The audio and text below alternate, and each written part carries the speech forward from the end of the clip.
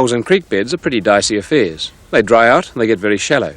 So what's the deepest waterhole in Australia?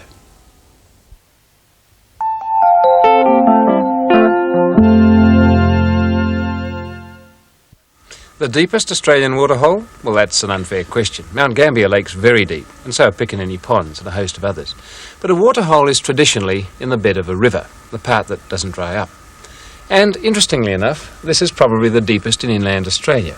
Doesn't look much, the river's very narrow, but it's very deep. It's Cooper Creek, a place called Kalyamurra Waterhole, about 20 kilometres away from Inaminka. This is what happens. The Cooper floods, and when it does, it brings down an enormous quantity of water. That's normally enough to tear the sand off the banks and the river runs wide.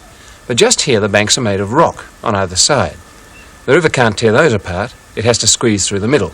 So it runs narrow and extremely fast. So fast that it tears the bottom out of the river on the other side and makes a great waterhole which has been measured at 30 metres. And that makes it the deepest waterhole in inland Australia.